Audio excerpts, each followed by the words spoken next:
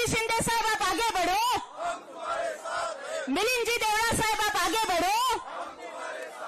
पुन्हा एकदा प्रचंड टाळ्यांचा कडकडाट संपूर्ण दक्षिण मुंबईच नाही तर पूर्ण मुंबईची काँग्रेस आज या ठिकाणी आलेली आहे।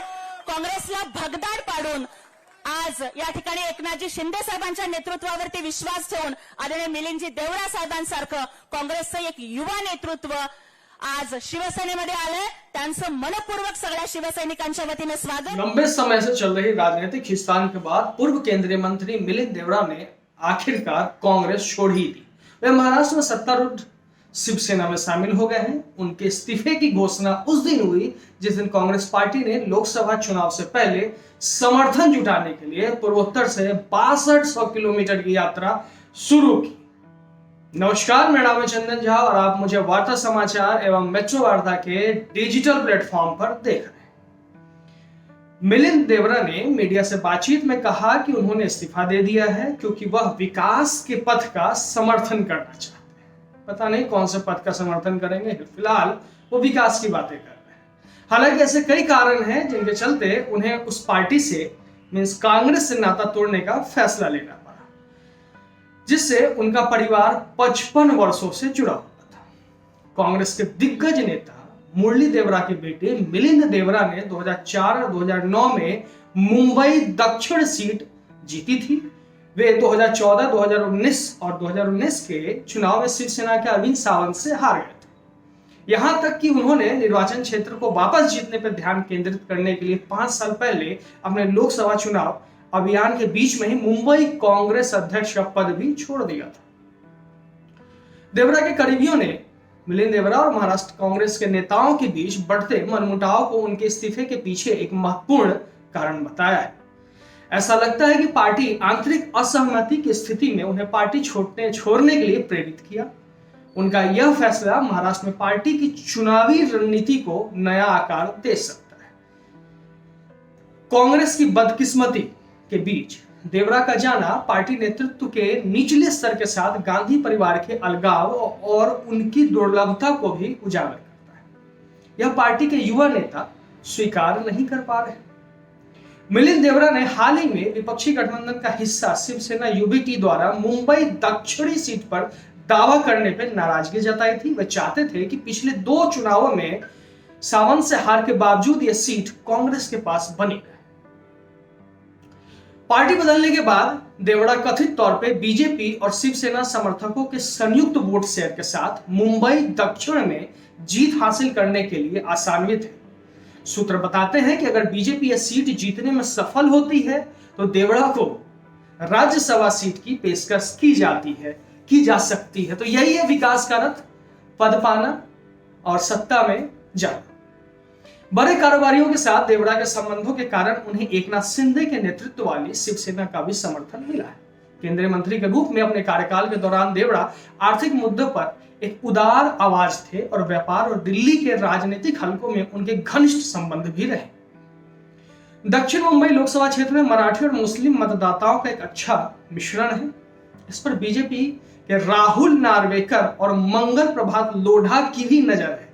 तो ये आसान नहीं दिख रहा है दक्षिण मुंबई दक्षिण सीट। कांग्रेस ने दावा किया है कि देवरा के पार्टी छोड़ने के समय बीजेपी द्वारा भारत जोड़ो न्याय यात्रा को पटरी से उतारने के लिए किया गया था।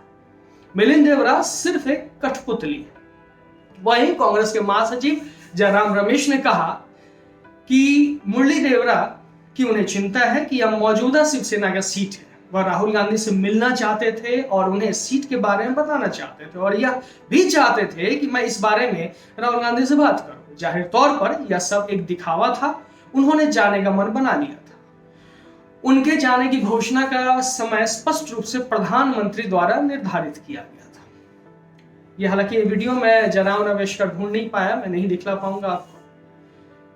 कांग्रेस अभी स्थिति क्या है कांग्रेस की? कांग्रेस अपने सहयोगियों के साथ सीट बंटवारे में खींचतान को लेकर तनाव की स्थिति है। इसी बीच मुरली देवरा के बाहर जाने से उसे झटका लग सकता है, लगा है और इसके रिजल्ट, इसके परिणाम क्या होंगे कुछ ही महीनों में दिखने वाला है। इस साल होने वाले आम चुनाव में पहले पार्टी राजस्थान में सचिन पायलट की बगावत जैसे शर्मनाक स्थितियों से बचने की कोशिश कर रही थी और वहीं महाराष्ट्र में मुरली देवरा खुल करके सामने आ गए। इसी को राजनीति कहते हैं। राजनीति में कोई परमानेंटली कोई किसी का ना दोस्त होता है ना दुश्मन होता है। संभावनाओं की तलाश में वो सभी एक दूसरे के साथ चिपके रहते हैं, लगे रहते हैं। आज भले विकास के पथ पे जाने की बात करें, मोदी जी की प्रशंसा करें, और शिवसेना यूएम है शिंदे साहब, उनकी प्रशंसा करें, ये साफ देखने को लगता है, समझ में आता है कि आखिर आप चाहते क्या हैं। आप चाहते हैं सत्ता में बैठ के मलाई खाना। खैर, हर कोई सत्ता में बैठना चाहता है, बस उसे कब, कहां और कैसे मौका मिले, उस मौके को वो आजमाना चाहता है। तो ये थी मुरली देवरा की छोटी सी कहानी, और ये भारतीय राजनीति में बहुत बड़ा प्रभाव डालने वाली है। आने वाले चुनाव में प्रभाव डालेगी, और ये जो भारतीय जनता पार्टी का नारा है इस बार 400 के पार, उसमें एक स्टेप बीजेपी और आगे बढ़ती हुई दिखाई दे रही है। तो खैर, बताइएगा कि ये कार्यक्रम आपको कैसा लगा, और अगर अच्छा लगे तो काइंडली लाइक करें, शेयर करें। धन्यवाद। जी शिंदे साहब आप आगे बढ़ो, मिलिंद जी देवरा साहेब आप आगे बढ़ो।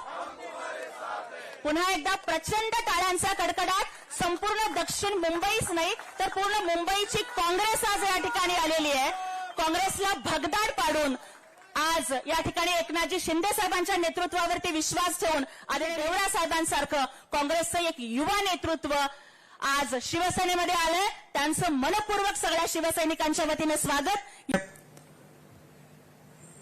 सुबह से बहुत लोगों का फोन आ रहा है कि मिलिंद जी, आपने आपके फैमिली का 55 साल पुराना रिश्ता कांग्रेस के साथ क्यों तोड़ा।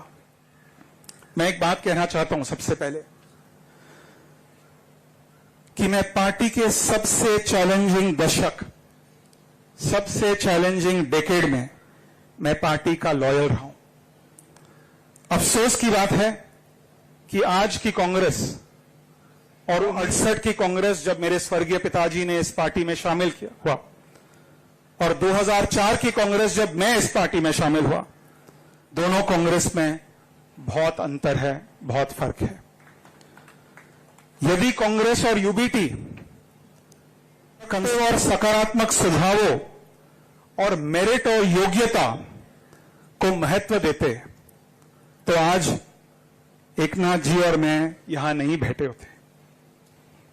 एकनाथ जी बड़ा फैसला लेना पड़ा, मुझे एक बहुत बड़ा निर्णय लेना पड़ा,